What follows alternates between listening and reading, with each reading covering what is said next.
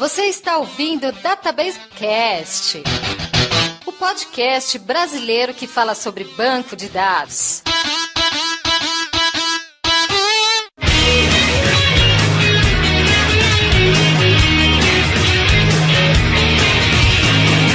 Olá pessoal, meu nome é Mauro Picchiani e pro dado e do sensor pro banco de dados é muito rápido mesmo. Oi gente, aqui é o Wagner Crivellini e eu tô um pouco sensível hoje. Oi gente, aqui é o Ernesto e eu juro pra vocês que eu nunca queimei componente nenhum. Oi gente, aqui é a GDN Kenshima, também conhecida como a menina das luzinhas.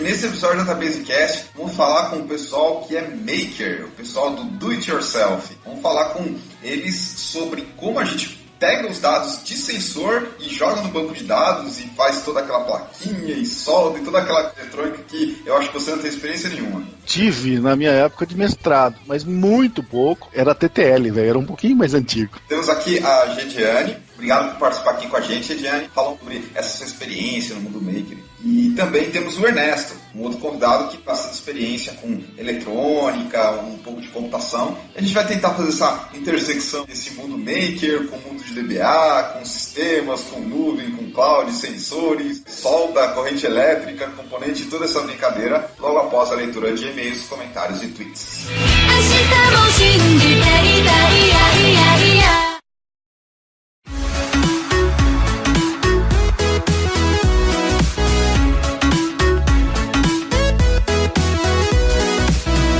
Interatividade com os nossos ouvintes, Wagner, em relação ao programa 83, que a gente falou sobre NLP, Natural Language Processing.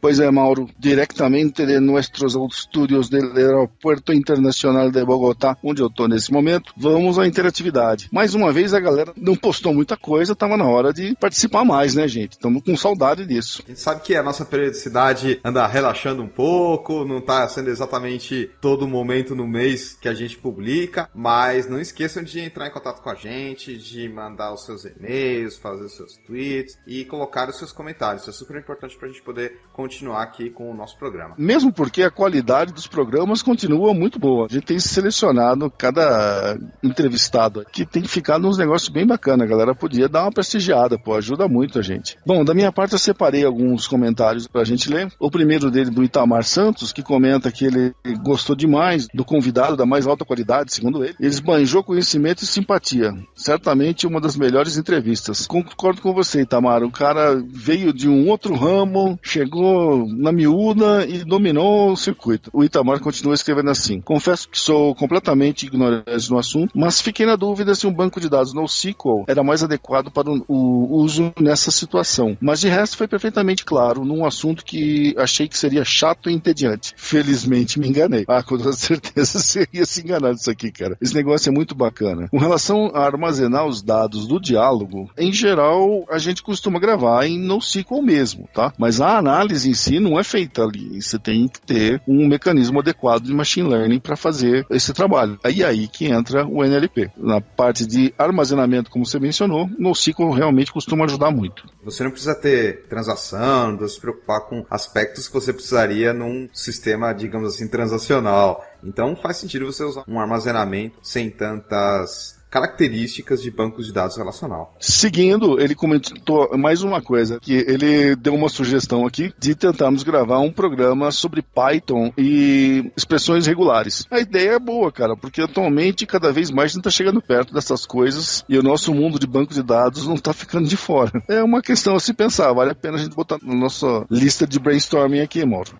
Certamente. Sugestões são sempre bem-vindas e a gente vai criar um programa só para falar sobre isso. Depende muito do rumo da conversa, dos convidados e de outros fatores que nem a gente controla. Dando sequência, a gente tem um comentário aqui do Marco Reis, que me parece ser um colega do Bruno. Olá a todos, tenho muito carinho pela área do NLP, foi minha primeira área de pesquisa acadêmica, por onde comecei a fazer mestrado e realizar experimentos científicos. Acabei por mudar para Big Data, mas nunca abandonei totalmente o NLP. Gostaria de deixar minha contribuição citando outros temas de NLP, e aí ele dá uma lista de sugestões, incluindo umas referências que ele próprio publicou. E agradeço muito aí os comentários, Marcos Reis. Obrigado pelo comentário, Marco. Não esquece também de comentar com os seus colegas que estudaram com você ou que estão trabalhando atualmente com você do nosso programa e ajudar na divulgação.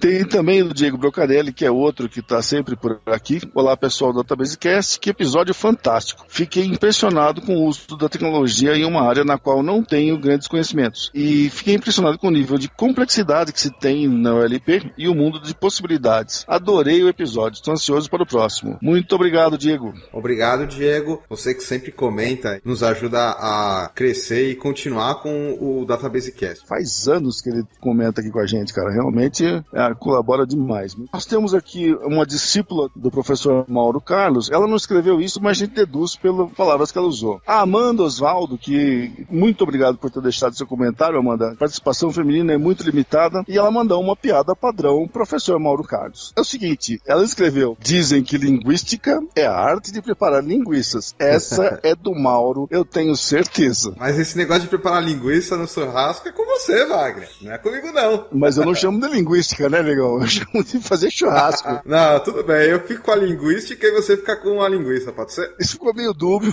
Vamos reelaborar a frase posteriormente. Falando dos tweets, algumas pessoas que mencionaram a gente, destaque aqui pro Matheus Alexandre, que tá esperando um novo episódio, o Ricardo PS Souza também, sugerindo pra gente fazer uma atualização dos episódios antigos, para englobar novos conceitos, porque algumas coisas mudaram.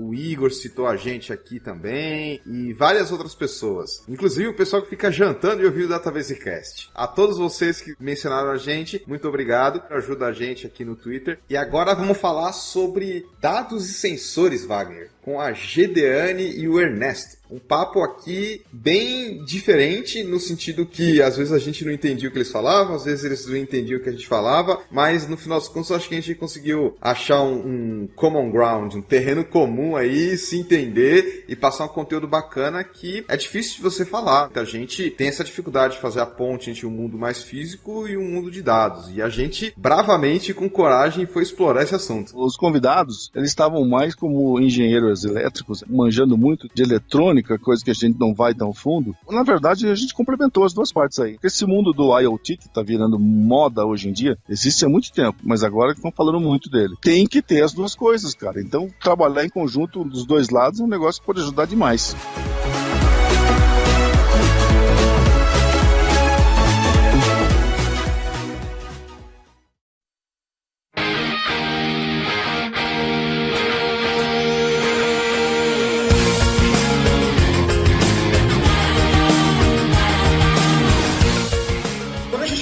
Falar sobre eletrônica e computação e mundo maker, a gente não pode deixar de falar de várias tecnologias que surgiram nos últimos anos que acabaram facilitando bastante isso. Mas antes da gente entrar e mergulhar de cabeça nesse mundo da eletrônica, de sensores e dados, etc., vamos dar a oportunidade para os nossos convidados se apresentarem. Eu sou técnica em automação industrial pelo Instituto Federal de São Paulo. Eu tenho curso de engenharia de controle e automação também pelo Instituto Federal de São Paulo. Atualmente fazendo mestrado em automação e controle de processos pelo Instituto Federal de São Paulo. Eu digo que eu sou ifiana 3 vezes, eu posso pedir música no Fantástico.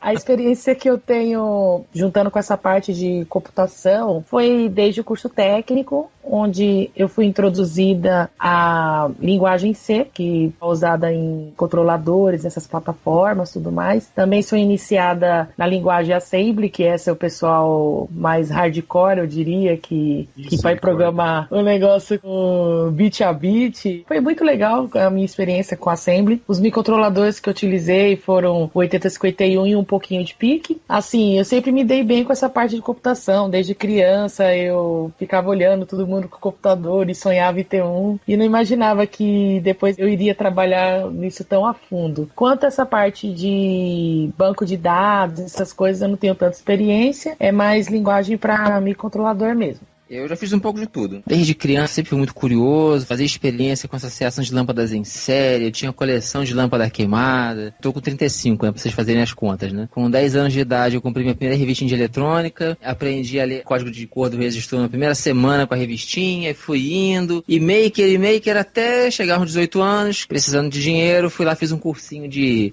videocassete e CD para poder trabalhar com isso. Em 2008 eu entrei na faculdade de Sistema de Informação, sou bacharel, formado pela Unigran Rio de Caxias. E lá aprendi a programar em C, que eu gosto muito, aprendi banco de dados, aprendi várias coisas. Eu trabalhei com banco de dados na Bradesco Seguros, trabalhei com Power Center, uma ferramenta de integração de dados heterogêneos. Atualmente eu estou trabalhando com projetos em eletrônica, tendo a minha empresa de aparelhos sob encomenda. Eu já fiz dimmer para controlar 140 lâmpadas de LED para a loja da Boticário. Eu estou fazendo um sistema de controle de cultivo indoor de plantas com pique. Eu estou fazendo um amplificador classe D, faço caixa de som. Dentro da eletrônica eu tenho feito praticamente tudo. Eu tenho meu laboratório na minha casa também, onde eu faço meus projetos, onde eu queimo meus componentes no final de semana.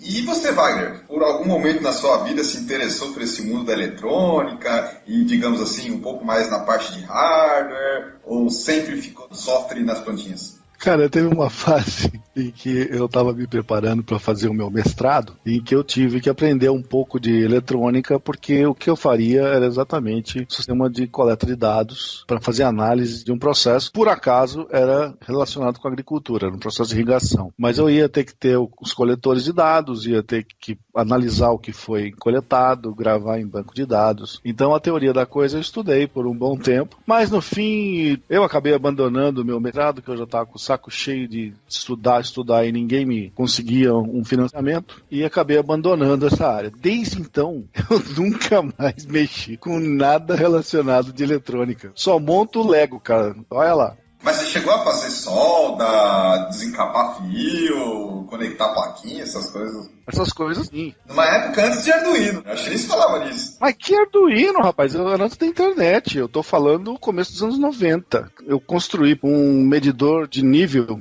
de um tanque de água, que era um capacitor, na verdade, e ele, por diferença aí de tensão, ele acabava indicando qual era o nível que estava o tanque. Isso aí eu fazia medição de evaporação, por exemplo. Então eu mexi com um monte de coisinhas aí nessa época e fui experimentando um pouquinho aí da tecnologia de processadores, inclusive, mas de um tempo muito remoto.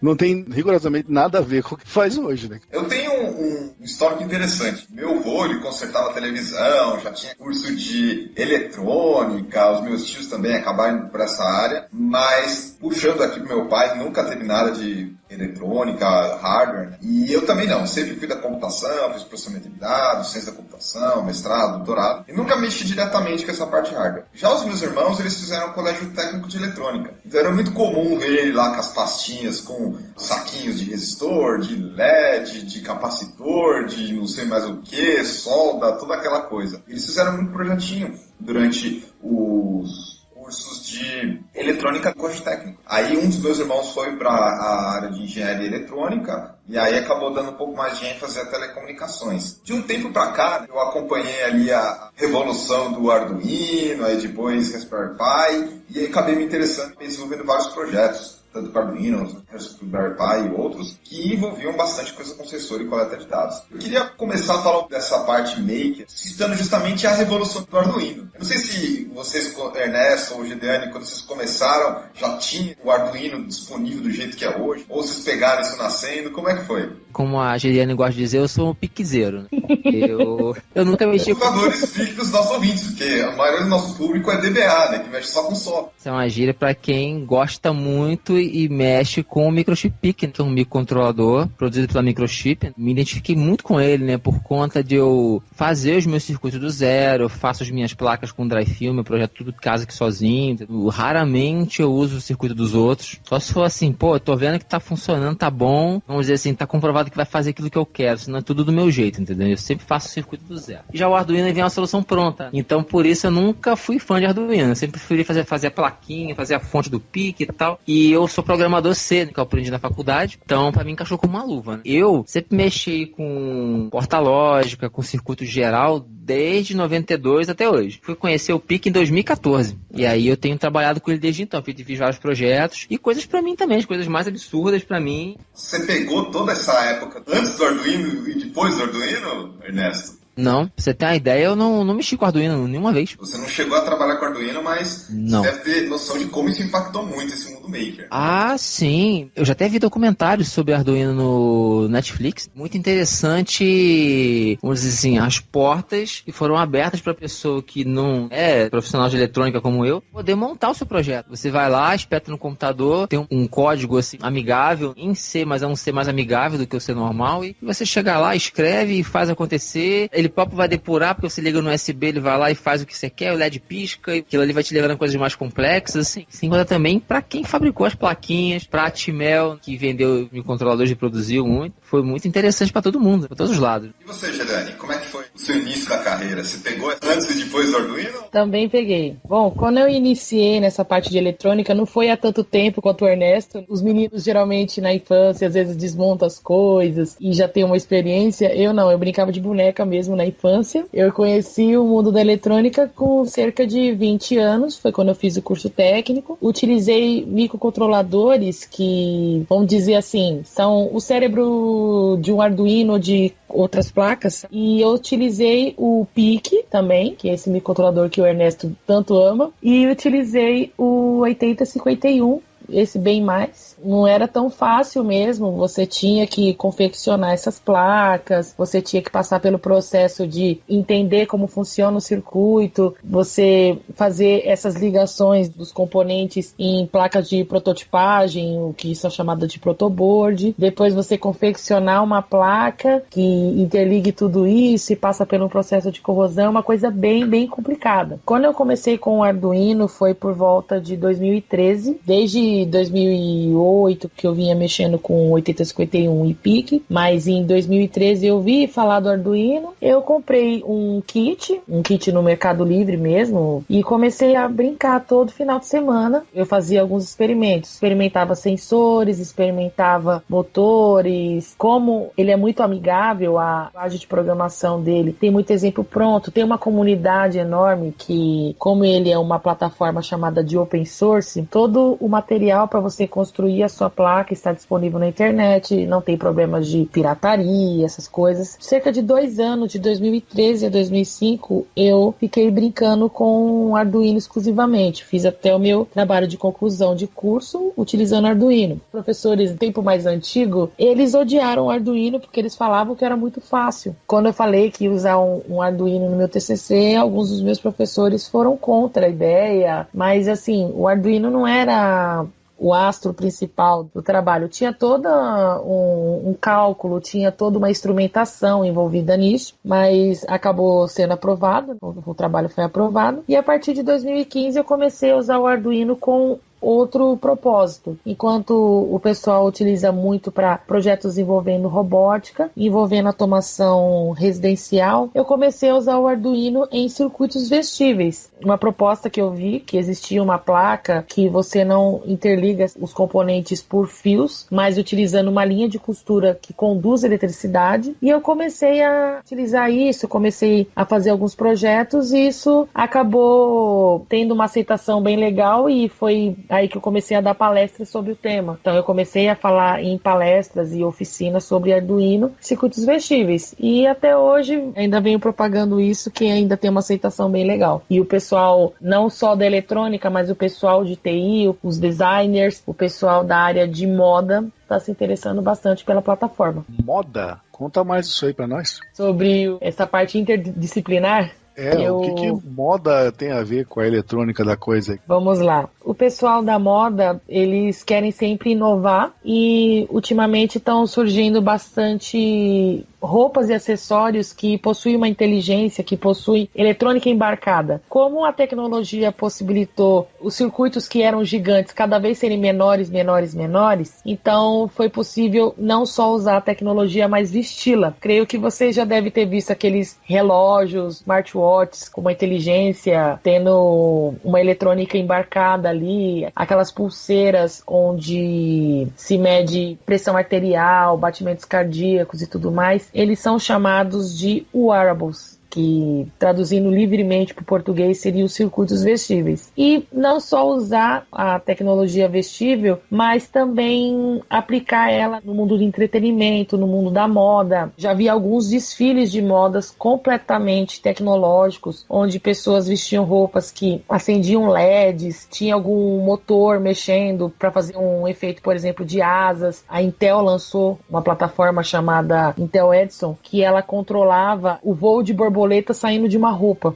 Então tudo isso tem uma inteligência. Então eu fui fazendo isso, mas eu não fui com o propósito de ganhar dinheiro, essas coisas, mas era o propósito de mostrar para as pessoas que existe a possibilidade e que ela está ao nosso alcance, não é uma coisa que é feita só no exterior, mas também que aqui no Brasil a gente pode desenvolver. Claro que nós temos aquelas dificuldades de importação, de material, tudo mais, mas é possível fazer algumas coisas no Brasil e é isso que eu tenho levado em palestras e oficinas. Um dos últimos projetos que eu fiz foi um vestido chamado LED Dress, que ele possui algumas fitas de LED nesse vestido, e aí eu faço o controle das cores que ele vai acender por Wi-Fi. Foi um projeto apresentado, inclusive, na Campus Party de 2018. Eu achei bacana o que está contando, porque assim que você tocou no assunto, eu lembrei de um show do Blumen Group, que eles faziam exatamente isso que você falou. Uma das vocalistas, quando ela vai cantar uma determinada música, ela aparece exatamente com um vestido multicolorido, que acompanhava as mudanças de cores, acompanhava inclusive o ritmo da música. E eu achei fenomenal isso naquela época, nunca tinha visto, né? E realmente é um negócio que ficou marcado até hoje. Eu tenho DVD, estava vendo isso outro dia com meus filhos também. Eu já vi esse vídeo, é uma proposta muito legal. Inclusive eu fiz um projeto, não como esse vestido, que ele é bem mais decorado, mas eu fiz uma gravata, e essa gravata usando o Arduino e um sensor de som, conforme você vai falando, conforme o som ambiente, ele vai fazendo aquele efeito de bar graph, de mudar a cor e conforme o áudio também, coisas que o Arduino proporciona pra gente. Muito louco. Você acompanhou esse crescimento e popularização do Arduino, Wagner? Ou para você isso era só uma palavra que o pessoal falava e você não sabia do que se trata? Cara, eu sempre vi o pessoal falando, mas eu nunca entrei na brincadeira. Porque eu tenho sempre um backlog de coisas que eu quero aprender. Nunca me sobrou tempo para eu trabalhar com alguma coisa mais relacionada com eletrônica, né? Porque por questões profissionais, não sobrava muito tempo para esse hobby que eu gostaria de desenvolver. Mas a ideia era legal. E eu tenho colegas, por exemplo, que nego comprou, por exemplo, um kit de montagem de uma impressora 3D. O cara ficou se divertindo com isso um tempão, mas a verdade é que ele teve um trabalho fenomenal para montar o primeiro kit que ele comprou, até que efetivamente começasse a imprimir alguma coisa bacana no 3D ali. Eu trabalhei um pouco antes de ter essa revolução do Arduino. Eu lembro que um projeto que eu trabalhei lá em acho que 96 ou 97, quando eu estava no estágio ainda, envolvia um pouco essa questão de eletrônica e sensores, era uma balança. Então, naquela época, a maioria dos eletrônicos que faziam essa comunicação com o mundo da computação era tipicamente por porta serial, algo que hoje nem tem mais nos desktops, né? Aquela porta serial, aí tinha a LPT, que era a porta da impressora, enfim, tinha esse tipo de entrada e aí você acabava conectando por ali. Então eu trabalhei nesse projeto que era uma balança pronta do restaurante por quilo, a pessoa colocava o prato e aí já mandava direto pro computador. Isso antes do Arduino. E aí eu fui acompanhando e depois de trabalhar nesse projeto eu vi o crescimento do Arduino e falei, nossa, que fácil agora, você não precisa mais colocar na porta serial, é só USB, a taxa de comunicação é mais fácil, o sistema operacional já se preocupa com os drivers e tudo mais, tem toda aquela facilidade do IDE do Arduino, puder colocar outros sensores, então foi muito bacana acompanhar e ver o quão ficou fácil, acessível. Obviamente, com isso você acaba tendo mais um monte de projetos e um monte de sensores também, isso que é uma coisa que é super importante. A gente falou de vestido, de outros projetos e tal, que são legais, são bacanas, mas também a gente não pode esquecer desse viés, digamos assim, que é usar o Arduino e as tecnologias que vieram depois dele, como o Raspberry Pi e outras placas, que são de prototipagem, como a Gedeane falou, mas já ajudam ali a você ter uma ideia de como seria a coleta de dados.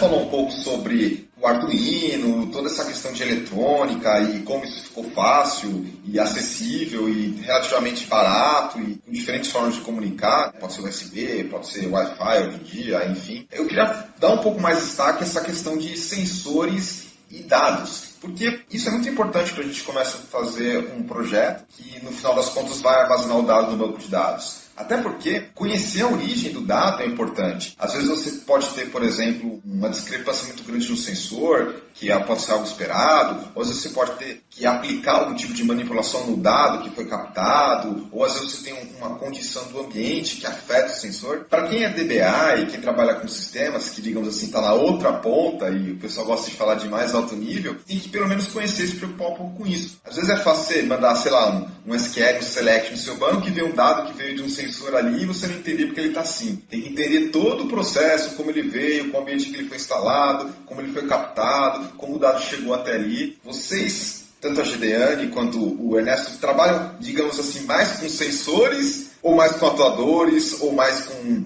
outros tipos de tecnologia? Eu tô curiosamente com um projeto agora, que eu tô fazendo um sistema de cultivo indoor de plantas, que eu tô fazendo sensor, tô fabricando do zero. E como é que eu tô fazendo esse sensor? Eu tô fazendo um circuito que eu tenho um oscilador e o capacitor que define a frequência do oscilador são 2 trilhas grossas, isoladas pela máscara de solda, que ficam mergulhadas no líquido. Eu consegui, por causa da frequência, eu jogo isso para um circuito, um filtro passa alta, e eu consigo, quanto maior a frequência, maior a tensão que tem. Um passa alta e um passa baixo logo depois, tipo um efeito de retenção. Então, quanto maior a frequência, maior a tensão. Se a água está com 1 centímetro de altura na coluna d'água do sensor, eu tenho 400 kHz. Se tem 2 centímetros, 200 e vai seguindo essa proporção. Então, eu fiz uma tabela de depara no PIC e eu, de acordo com a tensão que está ali, ele lê a tensão e ele vai traduzir com uma precisão considerável. O cliente nem queria tanto, mas eu preciso saber a altura da coluna d'água. O que mais eu já fiz de sensor? Sensor de pressão já trabalhei. Com o sistema de arbitragem esportiva que eu estou fazendo, junto com uns amigos meus. Meu trabalho com o sensor até hoje foi sempre fazendo o circuito. Ele gerava uma saída específica, um protocolo meu, assim como eu te falei agora, um nível de tensão, que eu pego isso, mando para o PIC lê e eu pego a tabela de depara e traduz aquela informação ali. Tudo da minha cabeça. Eu nunca usei um sensor pronto. Vou usar um PIR heliômetro para poder medir a idade de luz do sol. Os sensores com que eu já trabalhei, eu fiz tudo do zero.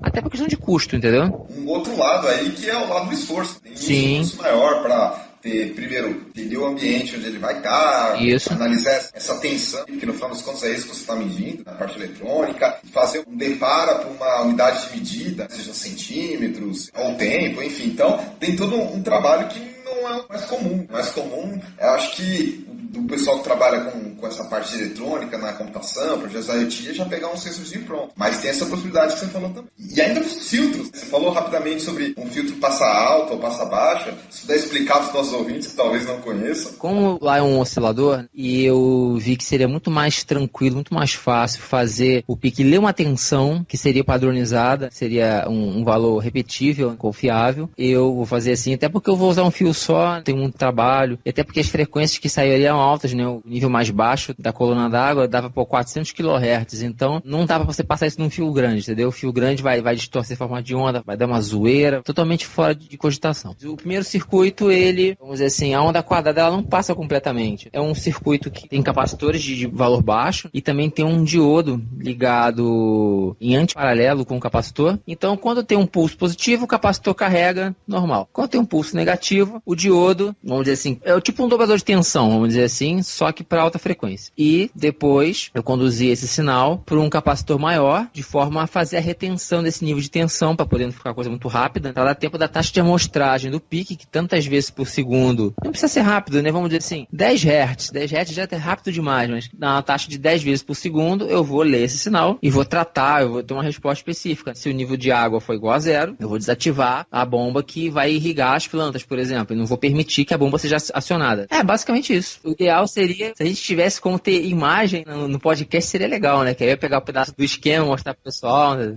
Eu posso dizer com sinceridade que eu não entendi 100% aí do que você falou, mas eu vou acreditar no que você falou, tá certo. Você colocou bastante termo técnico, componente e tal. Passa abaixo aí, até onde eu vi, é uma coisa assim, do tipo, se tá abaixo de certo valor, você desconsidera. Se tá acima de certo valor, você considera, ou é o contrário? O filtro passa abaixo é o seguinte, a ideia desse filtro é ele, quaisquer frequências, tá, abaixo de tantos hertz, ele vai permitir que o sinal siga adiante, e se for acima, ele não vai passar nada. Como gera uma onda quadrada, essa onda quadrada que pode ir até 400 kHz, ela não me interessa, eu quero um nível DC, traduzir essa onda em um nível DC. Né? Pegava um primeiro circuito, um filtro passa altas, de forma a pegar somente as transições, nível lógico, de alto para baixo, de baixo para alto. E quanto mais transições tivessem, mais o capacitor, que é o filtro passa baixo que eu tô falando, esse capacitor, ele se mantinha carregado com uma tensão maior. Mais ou menos. Mas tudo bem, não precisa entrar em tantos detalhes assim, Ernesto. O que importa é que entendi mais ou menos por cima e que isso você fez muita coisa com hardware. Talvez alguma coisinha com software ali na programação do PIC. Nesse tipo de projeto, você criou o sensor do zero e aí depois fez todo um trabalho de filtragem, de conversão para uma unidade do mundo real. Também se preocupou com a taxa de amostragem, com o ambiente que você vai colocar ele, né? Acho que tudo isso é muito importante quando você está fazendo um projetinho. E você acabou chegando em pegar esse dado e jogar em algum banco, ou mandar para a nuvem, ou no seu caso só fazer um acionador aí, que talvez seja uma bomba que você comentou?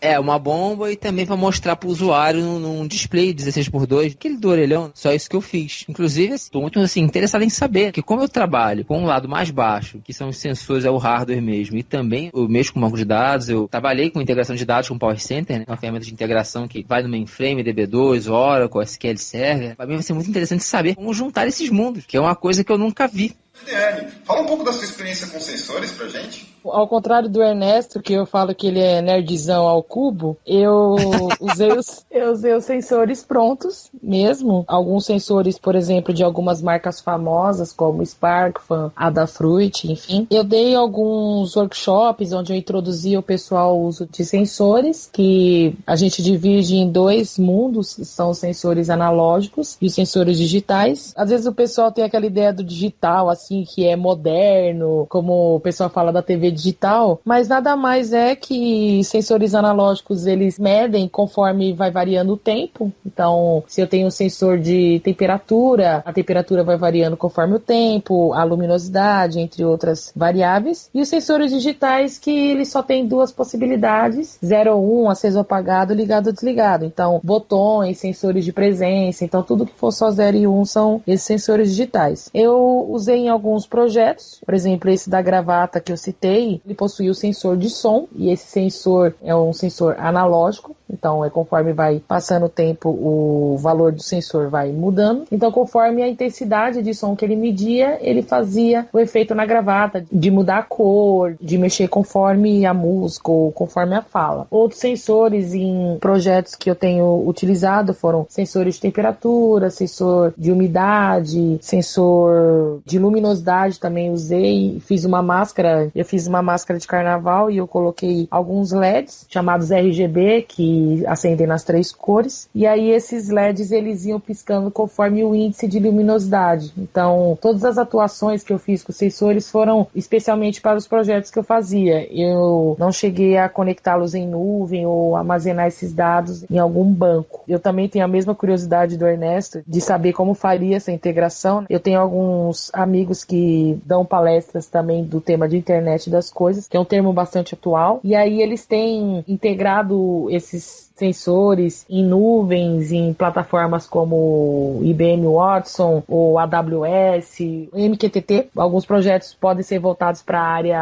agrícola, por exemplo, está em campo, e aí ele precisa medir o nível de umidade de solo, e aí manda esses dados para a nuvem. Então eu tenho visto algumas aplicações, mas eu ainda não tive a experiência de mexer assim. Como vocês falaram anteriormente, eu tenho uma lista de coisas para aprender, e uma das coisas era aprender a conectar na internet. Eu fiz algumas poucas coisas, mas eu não me aprofundei tanto em aprender essa conexão. Quando você começa a trabalhar com um kitzinho ali, um sensorzinho meio pronto, facilita bastante, porque aí você pluga, sei lá, 3, 4 fiozinhos e já tem um dado para você. Sim. Às vezes você até precisa aplicar algum tipo de filtro, passa baixa, o que o Ernesto comentou, ou alguma coisa um pouco mais complicada, como um filtro de Kalman para reduzir ruído, ou fazer fusão de diferentes valores de sensores, por exemplo, no caso lá de um IMU, onde você tem acelerômetro, giroscópio e magnetômetro, então eles têm que juntar os três para fazer um. Tem toda uma parte aí que geralmente é implementada mais na parte de software, mas quando você tem esse sensorzinho pronto, já é uma mão na roda.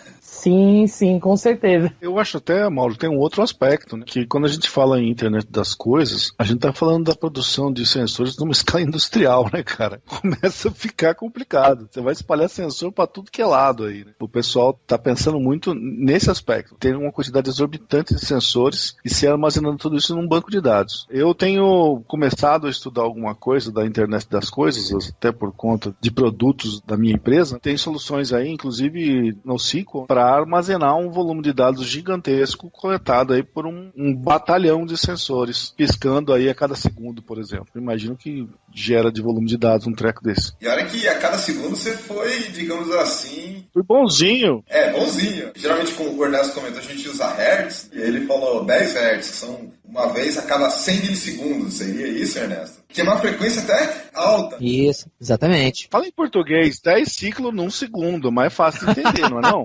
Porra. Fala ao contrário, velho. A gente que trabalha muito com tuning, a gente fala muito em milissegundo. Quando fala no eletrônico, o cara fala hertz, então mas tem uma equivalência aí. Não é raro você ver coisas que vão a muito mais que 10 hertz. Acelerômetro, por exemplo. Um exemplo que me veio à cabeça aqui muito bom agora. O carro da Tesla. Ele tem aqueles sensores todos que identificam se a pessoa está dirigindo, se ela dormiu, se tem um veículo próximo. Então imagina a taxa de amostragem de um sensor de distância. Pô, o carro está a 100 km por hora. É um valor muito grande, não tenho de cabeça agora. Acho que são 36 metros por segundo. Isso aí. 36 metros por segundo. Então, 36 km por hora dá 10 metros por segundo. Então você vai multiplicar por no mínimo 3 aí, vai ficar bem próximo de 30 metros por segundo. Isso. A taxa de amostragem tem que ser alta, né? Vamos botar aí, sei lá, em 100 samples por segundo. Outra coisa interessante, essa unidade de medida aprendi em osciloscópios, né? Você tem a taxa de samples por segundo. Vamos botar aí, será que 100 samples por segundo consegue pegar uma distância aí de 10 centímetros, entendeu? Porque ainda tem o tempo do processador do carro calcular isso tudo, calcular a diferença de velocidade, saber que está em rota de colisão, e tudo isso a tempo de entrar com uma medida, de acionar o freio, a tempo do carro parar. E esse fator taxa de amostragem, frequência, é extremamente importante, não só para todo o projeto da eletrônica, como também para o banco de dados. Para você ter um hardware que armazena 600 medições por segundo, é punk. Um insert, 10 milissegundos já você perdeu. Você tem que pensar em vários aspectos, tanto na parte de amostragem, na ponta, onde você está coletando, na parte de processamento, né? O Ernesto comentou que às vezes gasta um tempinho lá para processar. Se você aplica um filtro, como a gente falou, um filtro de Kalman para tirar ruído, ou um filtro de fusão dos sensores, ou um passo abaixo, também tem um processamentozinho disso. Aí você tem que botar também na conta o meio de comunicação que você está fazendo. Então, por exemplo, você está usando uma rede de 100 megabits, talvez você não consiga colocar aí essa frequência, porque você tem todo um protocolo em cima. E outros fatores que, se chegar no banco e enquanto ele está inserindo um, chega outro. Aí você tem que implementar um sistema de filas, a GDN até falou em MQTT. Então, quando você começa a ter uma frequência assim absurdamente alta, você tem que se preocupar em um monte de fatores que vão impactar toda a solução, inclusive lá na ponta do sensor e do banco de dados, porque os bancos relacionais e até os NoSQLs, eles não estão preparados para uma frequência tão grande assim de inserção de dados. Até falando no linguajar que o nosso ouvinte está mais acostumado, você falou um negócio aí de 600 repetições por segundo. Isso aí dá uma taxa de 1,7 milissegundo por inserção. A gente não consegue fazer isso na maioria dos bancos de dados que a gente conhece, cara. É muita coisa. É muita coisa. Isso é um tempo que a rede não aceita. E se fosse feito uma forma de, vamos dizer assim, localmente, onde está o pique, vamos dizer assim, a gente tem um sensor, você tem um trabalho mínimo desse dado aí. Deveria ter um banco que tivesse assim, vamos botar que a gente tivesse 1 kbit de dados para cada amostragem. Essa primeira amostragem aí fosse preenchendo um arquivo binário, uma vez por segundo, fosse lido um arquivo, esse arquivo fosse enviado depois, tipo um buffer. Exatamente. É isso que o pessoal faz com as tecnologias para lidar com um stream de dados. Talvez uma das mais populares seja o protocolo MQTT, que ele trabalha com esse esquema de filas, mas tem outros também. Se você for trabalhar com um conceito relativamente novo, que é a programação reativa, que é como você consome esses dados que estão vindo de uma frequência muito alta, tem todo um tratamento. No final das contas, o que eles fazem? Ele tem esse bufferzinho deles, que está numa memória cache super rápida e tal, entendeu? Só que pra gente que só está preocupado com armazenamento, isso já é automático. Como eu falei, esses frameworks que você acaba usando, de programação reativa, o MQTT, eles abstraem para a gente e a gente só tem a garantia que vai chegar, talvez com um pouco de atraso devido à frequência, mas tem a garantia que vai chegar. Todo serviço de streaming que eu conheço, o protocolo é o UDP, né? O UDP não tem confirmação de entrega. E se ocorrer uma perda de um desses pacotes? Em caso específico de internet com o UDP, você tem aí um monte de algoritmo para trabalhar com isso. Às vezes você tem realmente perda de pacote, coisa que você não tem no TCP. Então no UDP, às vezes você pode chegar fora de ordem, ou você pode faltar. Então você tem como tratar tudo isso via software. É importante deixar claro isso, porque no caso do streaming que a gente está acostumado, a gente só está visualizando, a gente não está armazenando. E quando a gente fala em banco de dados, você tem um passo a mais ainda, que além de receber, você tem que armazenar isso. E esse armazenamento tem uma série de características, como a gente falou, por exemplo, você tem uma tabela que tem 3 índices. Cada vez que você faz uma inserção de dados, você tem que atualizar todos os índices, então é um tempinho a mais, pode atrasar. Então tem um monte de coisa que você tem que ver. E, inclusive, essa é uma das, digamos assim, premissas de muitos bancos de dados na internet. Por exemplo, Dynamo da Amazon e a Microsoft tem alguns deles também, que estão preparados para lidar com essa grande quantidade de dados que vem por streaming, não necessariamente UDP, mas que tem essas características de lidar com fila, fora de ordem e etc. E armazenar isso. Óbvio que o armazenamento que eles fazem é só para guardar, não é o que você vai consultar. Quando consultar, aí tem outro papo. É mais ou menos assim que funciona a coisa. Nossa, esse assunto é bem complexo, assim. Eu vou dizer que eu não entendi 100%, mas pelo menos uns 80% eu entendi. Mas não se preocupe que nós estamos trocando informação aqui. Quando vocês estão falando, nós também estamos boiando. Não se preocupe. É um papo de gente que não se entende, na verdade. 100% pelo menos.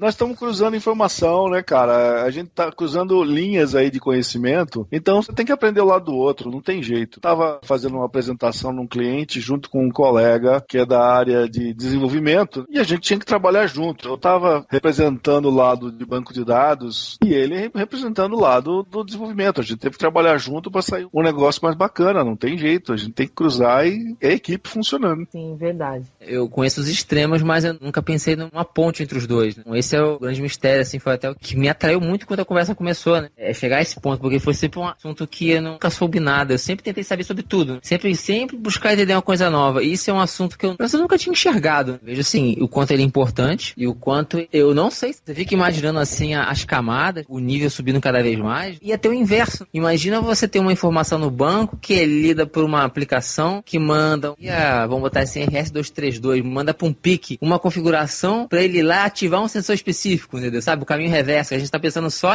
no sensor ler e jogar no destino. E o contrário, entendeu? E um dado no banco que pode alterar o comportamento de um grupo de sensores, né? Uma configuração. Tem todo esse passo inverso, digamos assim, que é o processo da leitura de forma contínua para, por exemplo, encaminhar aí para um atuador, ou um servo, ou alguma coisa que haja no ambiente ali. Só que, dependendo dessa leitura, às vezes nem chega até o banco, né? Já fica alguma coisa lá na memória do controlador e tal, para já atuar por ali mesmo. Por exemplo, tinha aquele projeto da gravata da Gediane, né? Ela lia do sensor e mandava direto para os LEDs, ou seja, não tinha essa parte a mais do banco. Era tudo por ali. É isso mesmo. Eu nunca fiz essa ponte de armazenar esses dados. O mais próximo que eu fiz eu iniciei um projeto para um controle de acesso, onde eu tinha que guardar esses dados num cartão de memória, mas aí do cartão que armazenaria no banco de dados, geraria uma planilha Excel, mas esse projeto acabou não indo para frente devido a coisas de homologação, então a gente acabou abortando o projeto. Mas todos os dados lidos por sensores que eu tenho utilizado, eles ficam mesmo ali em ambiente local, nunca fiz essa expansão.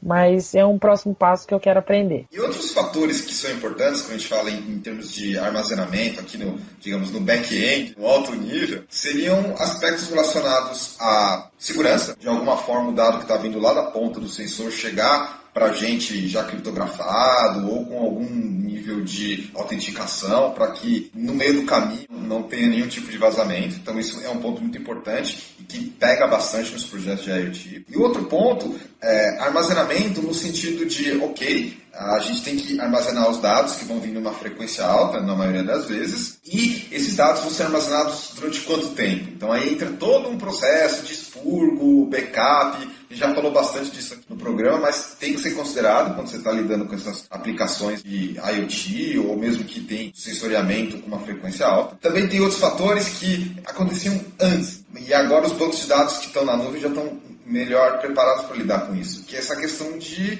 DDoS, que se você for ver bem, para um banco de dados ele receber muito dado, numa frequência alta, ele pode encarar isso como um ataque. E é o que acontecia muito isso nos bancos de dados que começaram a armazenar os projetos de IoT. Eles não estavam preparados para receber tanta requisição, então eles caíam. O serviço não aguentava de memória, etc. Também tem toda uma arquitetura do lado do banco para saber lidar com isso, separar, não encher lá os buffers de memória, não estourar. A gente fala bastante em banco relacional, tem que lidar com o log, ou no caso nos bancos NoSQL, como é que ele vai fazer de tempos em tempos a gravação em disco e tal. Tem uma série de fatores aqui do nosso lado, do alto nível, que acaba tornando alguns aspectos do banco diferente também. Você nunca pensou nisso, Wagner? O log nem é o pior cara, meu. O pior são os locks que podem acontecer se um processo atrasar e botar os outros enfileirados. Aí o pau come. No caso da Gediane e do Ernesto, talvez eles não saibam o que é lock, mas é um mecanismo natural dos bancos, em particular os relacionais, para controlar a concorrência. Aquela história, tem o valor e mais de um sensor por estar alterando esse valor. Então, a gente também tem que se preocupar com isso.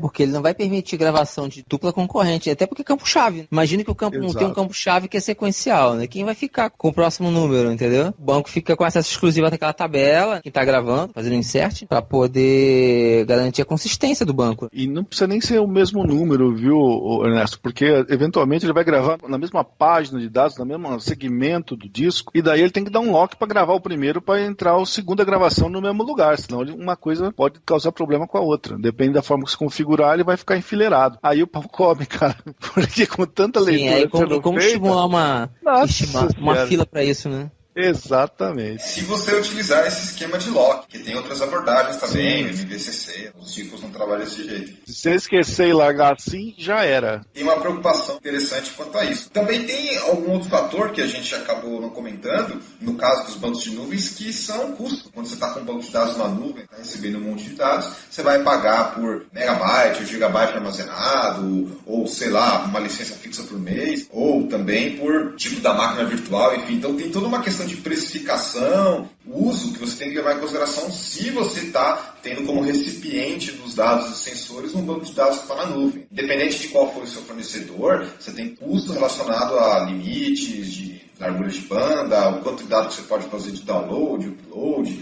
ou por espaço armazenado, ou às vezes por processador, enfim. Então, tem também esse fator custo do nosso lado. Para vocês que estão no sensor, vocês teoricamente não estão gastando nada além dos dados do ambiente. E a gente está gastando dinheiro armazenando. Então tem isso também. Eu ouvi esses termos, o pessoal fala bastante, eu tenho frequentado muitos eventos de tecnologia, principalmente na área de TI, e aí o pessoal tem usado muitos termos de data science, de big data, já prevendo esse monte de sensores, esse monte de dados gerados e armazenados, e esse tratamento de dados, essas coisas tudo, o pessoal tem falado muito. Só que você entendeu tudo que eles falam sobre isso, Gediane? Não.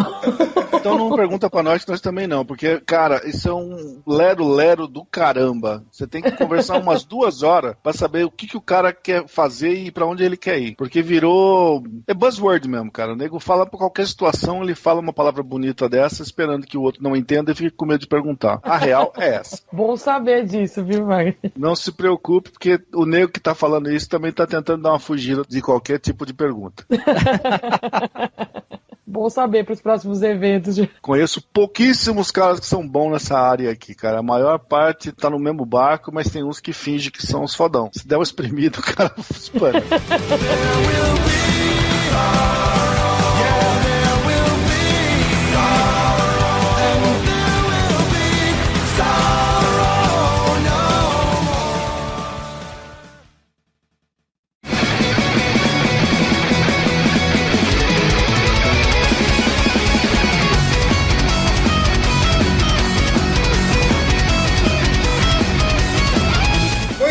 Falar um pouco sobre sensores, coleta de dados, dados, como armazenar isso, toda a parte aí no meio entre a coleta e o armazenamento e futuramente o uso. Vamos falar alguns cases interessantes sobre projetos que envolviam coleta de dados, com sensores e essa parte eletrônica. E o Ernesto vai me humilhar agora com os projetos dele.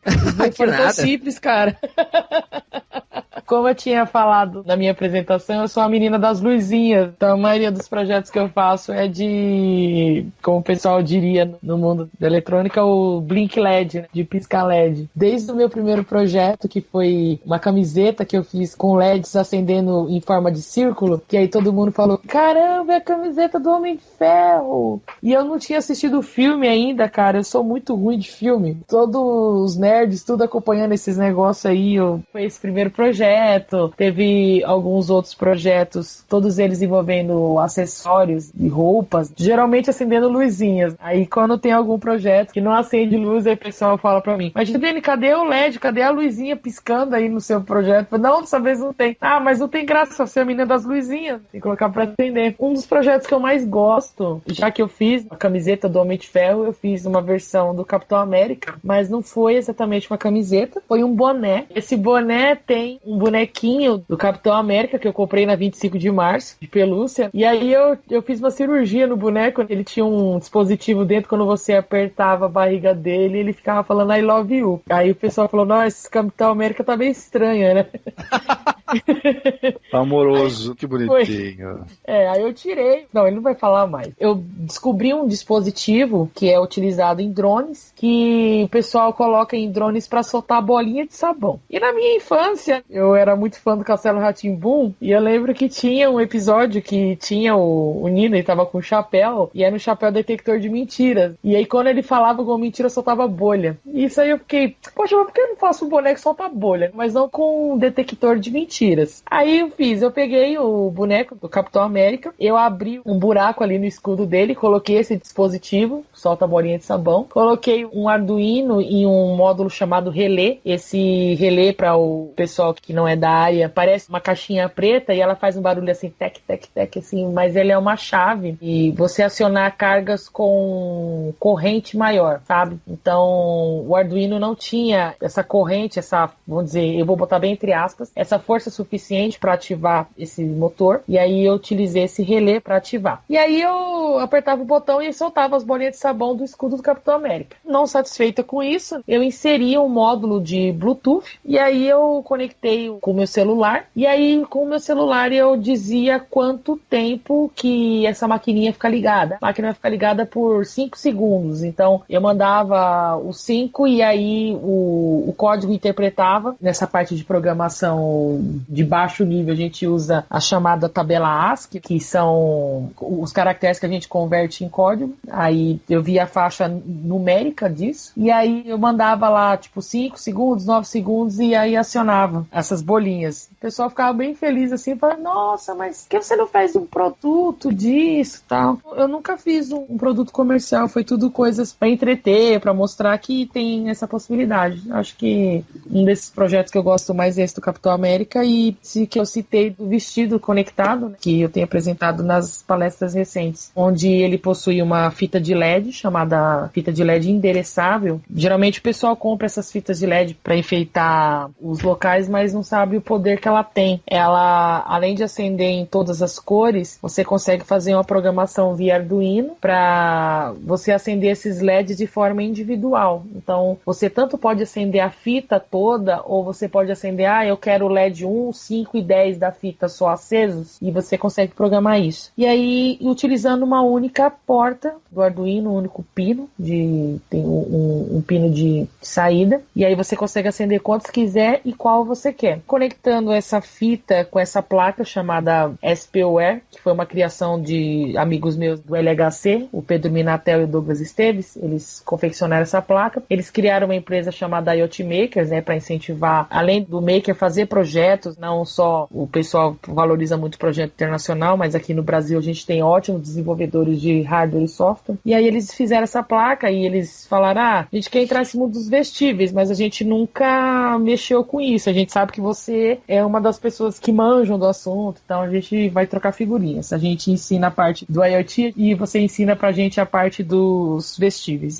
Beleza, vamos lá. Aí eles, mas que tipo de projeto você pode fazer? Aí eu lembrei que eu tinha visto um vestido acendendo, né? Um pouco parecido com aquele que o Wagner mostrou, né, do show, só que o vestido somente acendia, né? Não tinha nenhum tipo de inteligência. E aí eu fiz essa conexão via Wi-Fi. A placa que tá no vestido, ela serve como um servidor. E ela pode ser tanto servidor quanto cliente. Então ela gera um sinal de Wi-Fi, uma rede Wi-Fi, essa placa, baseada na tecnologia do Spirit 266, que é uma plataforma bastante difundida entre makers. Então o pessoal que tá mexendo parte comercial também tá se interessando. Fez esse servidor e eu conectava qualquer dispositivo, seja computador, seja celular ou tablet, por um IP. Ele aparecia vários botões. E aí nesses botões eu associei como acender o vestido. Tem um botão para ele acender em vermelho, tem um botão para acender arco-íris, tem um botão para acender azul, enfim. Então, acho que são esses projetos aí que eu tenho realizado. Permita-me dar os parabéns pro seu projeto. Dou uma acompanhada nas redes sociais que você posta. São projetos muito bacanas. Às vezes você fala, nossa, acender uma luzinha. Mas não pense assim, até porque, para quem não conhece, especialmente para crianças, tem toda uma magia por trás de ver um negócio acender. Mas que você pense que seja básico, não desanime, continua montando. Vai ter link aqui para suas redes sociais para quem quiser mais informação. Continua fazendo, que tá bem legal. Estou acompanhando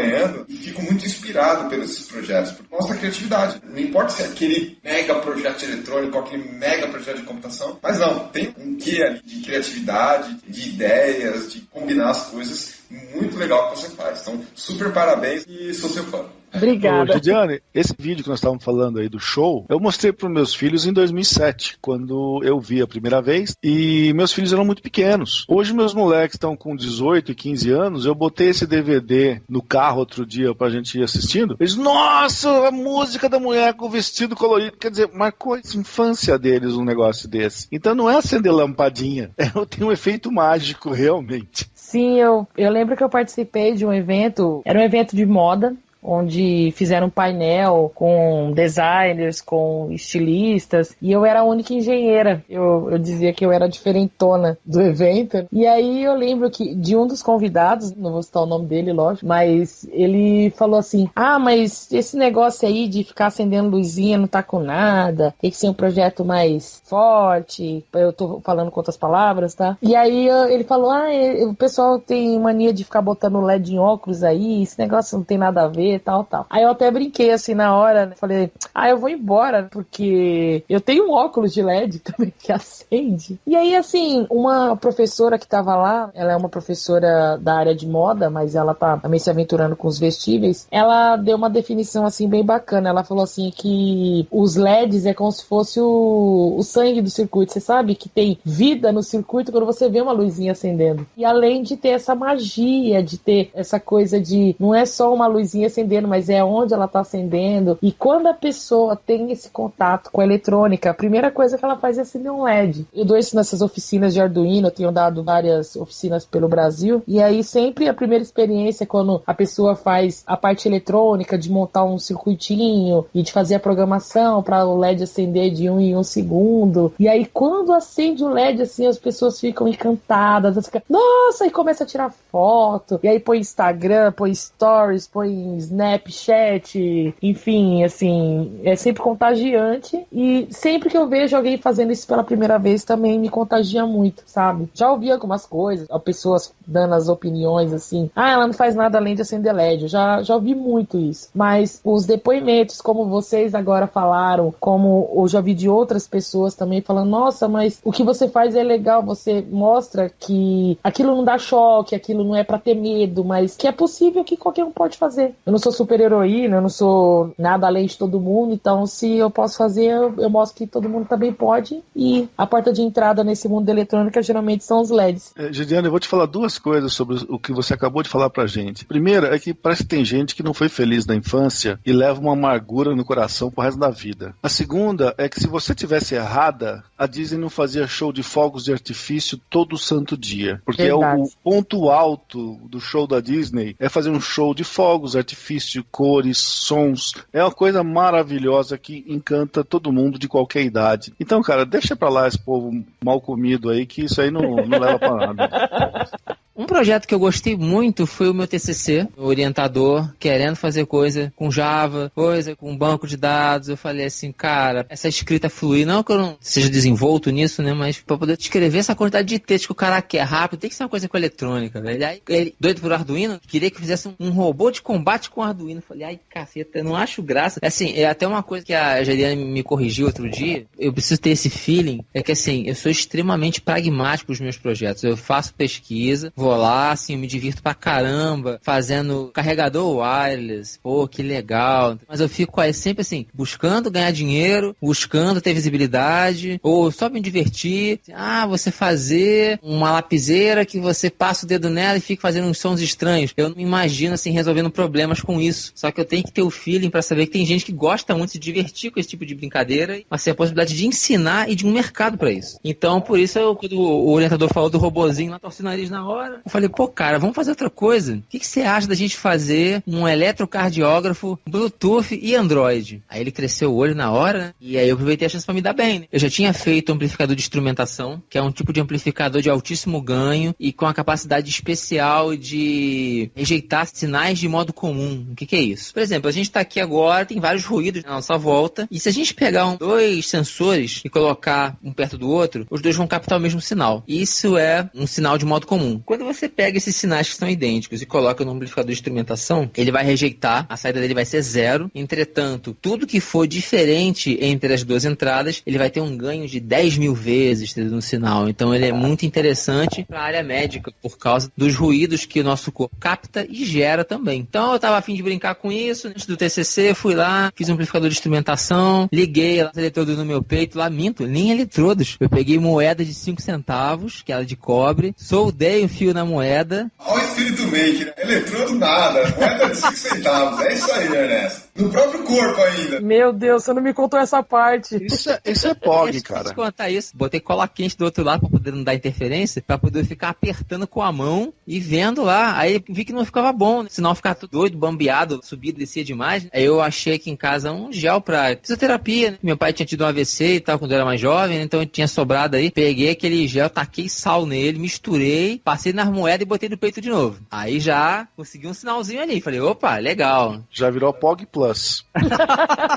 Com esse conhecimento que eu tive, consegui fazer funcionar, vi as formas de onda do meu coração. Aí eu aprendi a interpretar eletrocardiograma, não sei se eu tinha alguma patologia do coração, né? Fui lá, aprendi a interpretar pra ver se era. Essa busca, assim, por conhecimentos nada a ver, assim, me fascina muito, né? Então fui lá, aprendi sobre isso. Então já muito desse conhecimento de anos anteriores, eu fui pro orientador, ó, eletrocardiograma, Bluetooth e Android, e aí? Aí ele topou. E aí o que eu fiz? Fui aprendendo Android, que eu sabia pouca coisa, já conhecia XML bastante, então peguei um pouco de Java que eu sabia, fui mesclando, fui fazendo, e consegui fazer um código que eu conseguia fazer vamos dizer assim, um osciloscópiozinho no telefone. E ele tinha 10 bits de largura. Se o número fosse 512, ficava no meio da tela. Se fosse 0, ficava embaixo, no fundo. Se fosse 1023, ficava em cima. Então, de 0 a 1023, nós temos 1024 posições possíveis, o que dá 2 elevado a 10 de profundidade de bit. Aí eu fui, peguei um PIC e vou usar o PIC para fazer a conversão. Aí eu peguei o PIC e botei uma taxa de amostragem de 100 vezes, porque se botasse muito, eu engasgava a fila do Bluetooth. Então eu botei uma taxa de 100 vezes, de 100 samples por segundo, 100 Hz também, 10 milissegundos também, quem quiser. Porque se eu botasse menos, o meu ECG ficava muito quadradão. Então eu botei um oversample, que a onda cardíaca é bem lenta, né? Mas, para você ter uma boa definição, eu fiz isso. Fiz um amplificador de instrumentação, comprei eletrodos decentes na casa de material cirúrgico, eletrodo para teste de ECG mesmo. E aí, nessa brincadeira, eu fiz um monte de experiência. Vi as formas de onda do meu coração, eu percebi que todo músculo que eu mexia que gerava um potencial. Eu botei o sensor nas têmporas também, e para cada lado que eu olhava, a onda ia numa direção. Então eu achei legal, tem como captar o movimento do olho, cara, interessante. Então fui fazendo várias experiências. Botei o eletrodo no bíceps, eu contraí o bíceps, vi que dava um sinal, sabe, tremulante ali, oscilando enquanto o músculo estava contraído. Esse sinal sumia quando relaxava. Ficou muito interessante. Eu consegui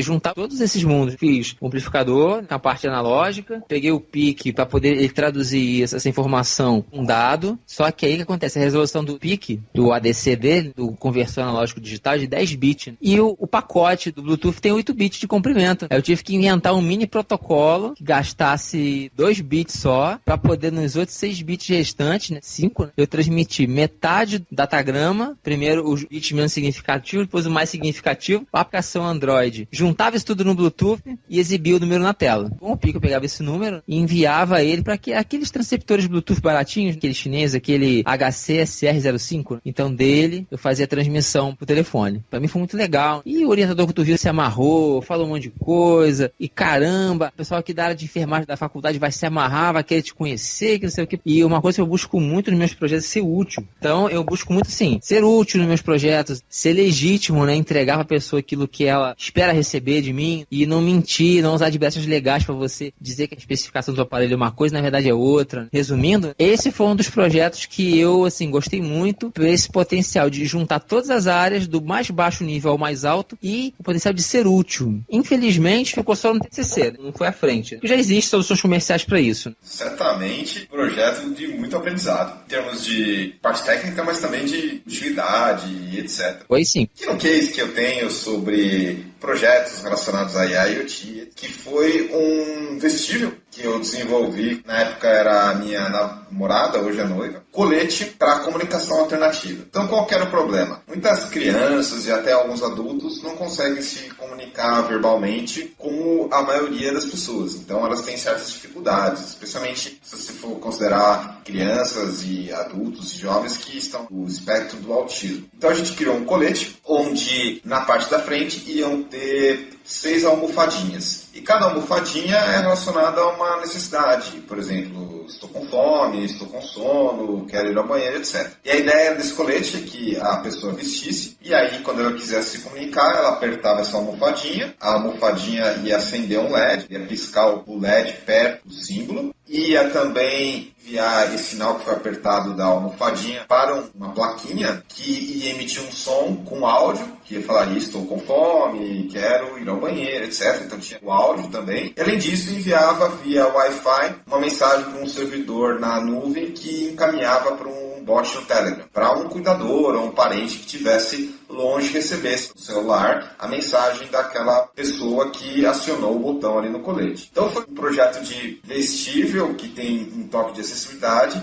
Aprendi pra caramba, passar toda essa questão de fio, conexão com botão, fazer a integração com o bot do Telegram, etiquetas RFID, porque a pessoa podia trocar o adesivo por outro e aí ele reconhecia no RFID e sabia que estava na posição. Enfim. Então foi um projeto de vestível que tinha uma parte de comunicação para a web, é lá um serviço na nuvem que se comunica com o Telegram, também guardava isso num banco, que eu aprendi muito, foi vestível e foi um dos contatos que eu tive com a parte eletrônica. Eu tive que fazer solda, tive que desencapar fio, botar resistor, costurar colete, óbvio que eu não fiz sozinho, minha namorada ajudou bastante, mas foi um projeto bacana, apresentei ele na conferência TDC ano passado, na trilha de acessibilidade, o feedback foi legal, mas foi sofrido.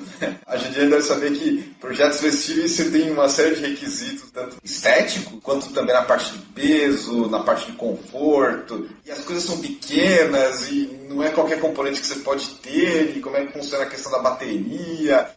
Verdade. Poxa, Mauro, você estava no TDC com esse projeto e eu não te vi lá.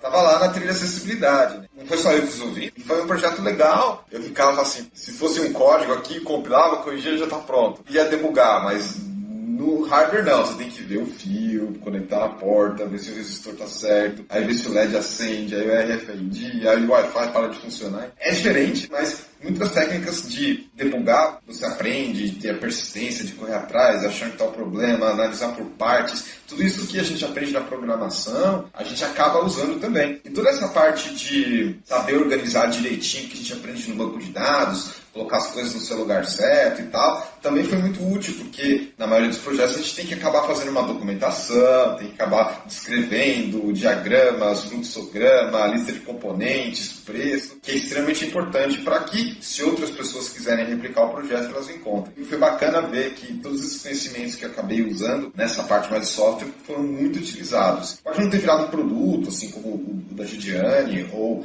mesmo o do Ernesto, mas certamente tem uma satisfação muito grande, o recebimento foi legal e o aprendizado é fora da escala, digamos assim.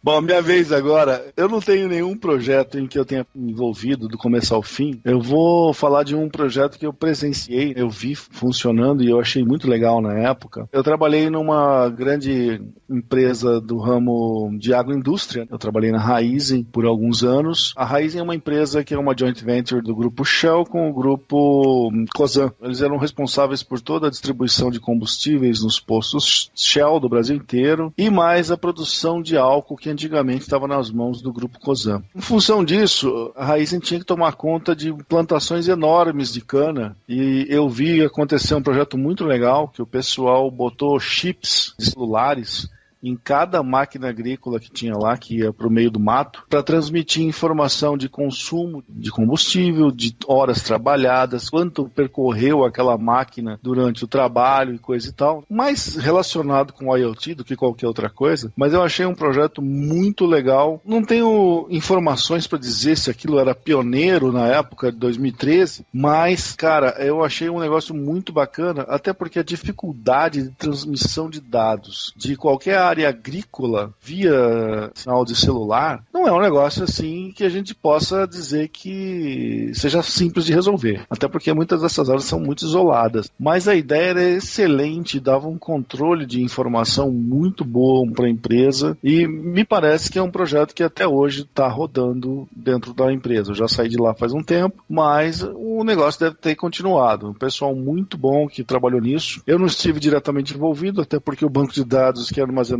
essa informação era Oracle, não era a minha praia. É um projeto que eu vi funcionando e achei muito legal. Show de bola. Interessante. Agora chegou a hora da parte final do nosso programa, pessoal, onde a gente apresenta as considerações finais. Queria começar agradecendo tanto a Gidiane quanto o Ernesto e abrindo esse espaço para falar o que achou da participação aqui no programa. Quero agradecer ao convite do Mauro, do Wagner, e foi um prazer estar participando desse podcast. Eu tive pouquíssima experiência com podcast, esse foi bem legal, me senti bem à vontade. Divulgar as redes sociais, né? Eu tenho divulgado algumas coisas lá, alguns cursos que eu venho dando, algumas oficinas. Aí vocês podem acessar no Instagram, tá? Gidiane Kenshima, no Twitter. No Twitter eu não coloco tanta coisa, é mais no Instagram, mas para quem quiser seguir, @ge_. Angry Birds. Angry Birds é porque eu sou muito fã deles, tá?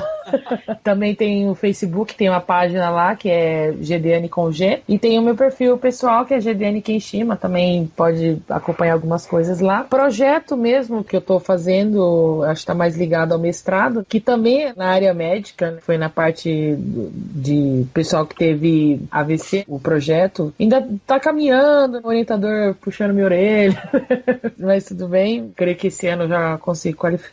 E divulgando os eventos, vou estar em alguns SESCs, oferecendo algumas oficinas de vestíveis. O que eu tenho incentivado bastante homens e mulheres é não só consumir a tecnologia, mas você também experimentar fazer. O pessoal às vezes tem medo de se aproximar, porque tem medo de tomar choque, tem medo de quebrar, ou tem medo de algo não funcionar na mão dele, ou de ser chamado de, entre aspas, de burro, porque não sabe mexer. Mas eu tenho incentivado o pessoal a perder esse medo, vai mesmo, tá sozinho, às vezes a pessoa quer uma companhia pra estar lá com ela, fala, não gente, às vezes você não conhece ninguém, mas vai, seja corajoso, participe, tem muitos eventos de tecnologia que você consegue fazer um network fantástico, o TDC, The Developers Conference, é um evento onde eu encontro muitos amigos e conheço muita gente, né? Tem eventos como a Campus Party, que também você encontra bastante gente, onde você aprende muita coisa com o pessoal que oferece conteúdo lá. Então, os primeiros passos que você pode dar nessa parte de Arduino, eletrônica, IoT, é você vendo alguns sites, você consultar, tem muito canal no YouTube, amigos meus têm canais de eletrônica, como o Eletrônica Fácil, do Rodolfo Oliveira, tem o Arduino Brasil, que é um pessoal, amigos meus lá de Cuiabá, que eles têm oferecido um conteúdo tanto de Arduino quanto de linguagem de programação, para quem não é iniciado. Tem vários grupos de Arduino no Facebook também, você pode encontrar Arduino Brasil, acho que são 2 canais principais lá, onde o pessoal tira dúvidas. Tem muita coisa que você encontra no YouTube. Tem projetos que você pode encontrar em plataformas como Instructables, tem bastante coisa lá também. Não comece querendo fazer assim um difícil,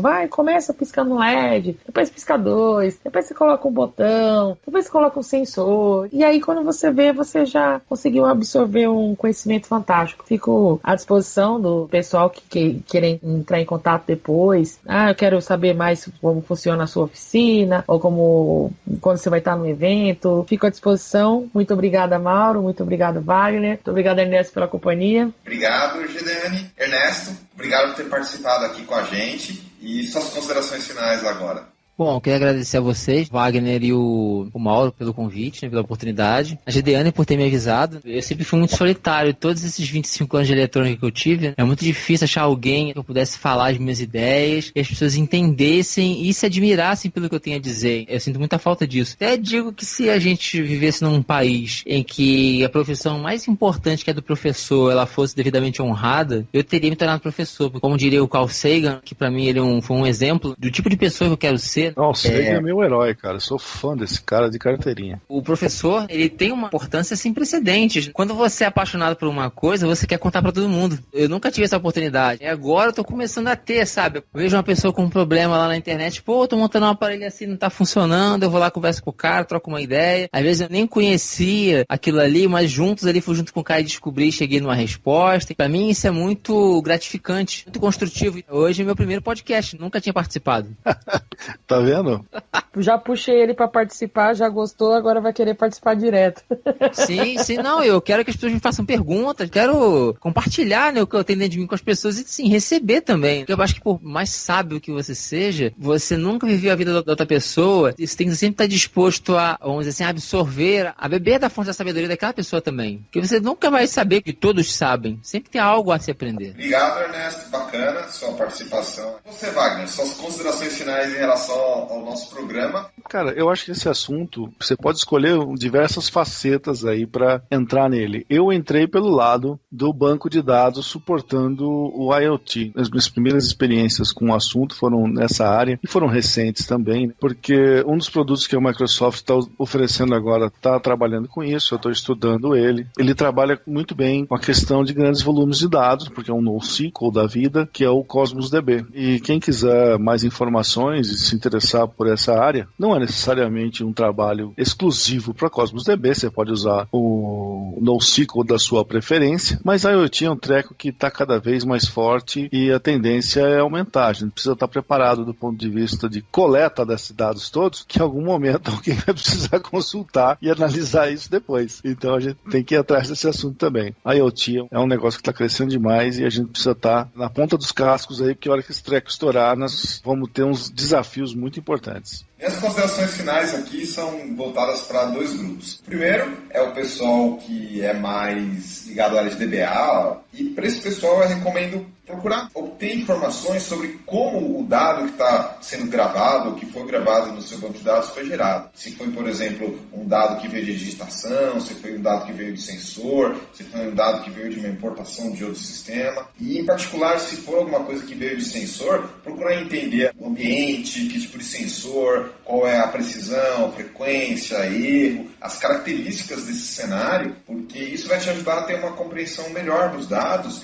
e entender o que você pode fazer com eles no futuro, seja um machine learning ou um analytics, enfim. Já para o pessoal mais da parte eletrônica, que trabalha com sensores, as plaquinhas, esse pessoal eu recomendaria também procurar dar uma olhada sobre o que vai acontecer no final. Não é só essa parte de captar ou de atuar no ambiente, mas também o que isso está gerando. Normalmente isso pode alimentar, sei lá, um sistema que mais para frente vai ser utilizado para fazer uma predição de alguma coisa. Então, conhecer um pouco mais sobre onde está indo essa informação que está sendo captada ou que está atuando ali no cenário ou no ambiente é importante, e aí eu recomendaria procurar entender um pouco melhor essa cadeia, porque como a gente falou aqui no programa, não é só uma ponta que funciona sozinho, as duas pontas precisam se comunicar e conhecer aí a ponte que leva de um lugar para o outro e os detalhes. Tem muita coisa técnica por trás, é muito fácil de vocês perder, se aprofundar, mas conhecer essa visão mais geral assim de cima é super importante para entender e ajudar a desenvolver e criar novos projetos. Com isso, a gente termina mais um episódio da Basecast. Agradecemos a audiência de todos, um grande abraço e até a próxima, pessoal.